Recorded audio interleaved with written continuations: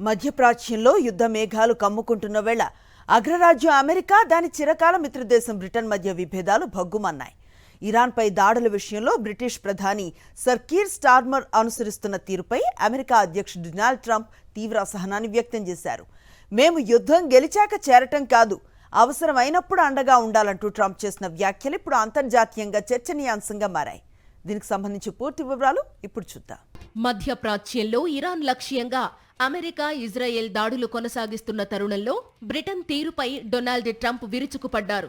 Britain తన 2 యుద్ధ విమాన వాహక నౌకలను పంపాలని ఆలోచిస్తోందని, అయితే ఇప్పుడు వాటి అవసరం తమకు లేదని ట్రంప్ స్పష్టం చేశారు. మేము ఇప్పటికే యుద్ధంలో గెలిచాక వచ్చి చేరేవారు మాకు అక్కర్లేదు అంటూ ట్రంప్ ట్రూత్ వేదికగా ఘాటు వ్యాఖ్యలు చేశారు. ఒకప్పుడు గొప్ప మిత్రదేశంగా ఉన్న బ్రిటన్ ఇప్పుడు ఆలస్యంగా స్పందిస్తోందని ట్రంప్ ఎద్దేవా చేశారు. నిజానికి ఇరాన్పై దాడులకు తమ దేశంలోని సైనిక స్థావరాలను వాడుకోవడానికి బ్రిటన్ మొదట నిరాకరించింది. ఇది ట్రంప్కు తీవ్ర ఆగ్రహం తెప్పించింది. బ్రిటిష్ స్థావరాలు అందుబాటులో లేకపోవడం వల్ల అమెరికా యుద్ధ విమానాలు గంటల తరబడి అదనంగా ప్రయాణించాల్సి వచ్చిందని ఆయన గుర్తు చేశారు. ప్రధాని స్టార్మర్ గురించి ప్రస్తావిస్తూ ఆయన విన్స్టన్ చర్చిల్ కాదంటూ వ్యక్తిగత విమర్శలకు కూడా దిగారు. బ్రిటన్ ప్రధాని స్టార్మర్ ఈ విమర్శలను సున్నితంగా తోసిపుచ్చారు. బ్రిటన్ జాతీయ ప్రయోజనాల దృష్ట్యానే తాను నిర్ణయాలు తీసుకుంటానని, ఎవరి ఒత్తిడికి లొంగబోనని స్పష్టం చేశారు.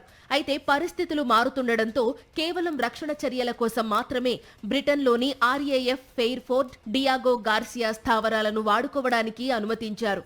ప్రస్తుతం బ్రిటన్ తన యుద్ధ నౌక HMS ప్రిన్స్ ఆఫ్ వేల్స్ ను హై అలర్ట్ లో ఉంచింది.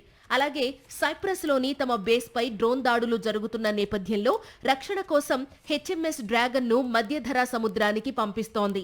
ఒకవైపు విపక్ష నేత కెమీ బాడెనోక్ ప్రధాని స్టార్మర్ ను నిర్ణయాలు తీసుకోలేని బలహీన నేతగా విమర్శిస్తుండగా, మాజీ ప్రధాని టోనీ బ్లెయిర్ వంటి వారు అమెరికాకు అండగా నిలవాలని సూచిస్తున్నారు. మొత్తానికి ట్రంప్, స్టార్మర్ మధ్య నడుస్తున్న ఈ కోల్డ్ వార్ అమెరికా, బ్రిటన్ మధ్య ఉన్న స్పెషల్ రిలేషన్షిప్ ను ప్రశ్నార్థకం చేస్తోంది. మిత్ర దేశాల మధ్య ఇప్పుడు సమన్వయ లోపం స్పష్టంగా కనిపిస్తోంది. మరి ట్రంప్ విమర్శలకు స్టార్మర్ ప్రభుత్వం భవిష్యత్తులో ఎలా స్పందిస్తుందో వేచి చూడాలి.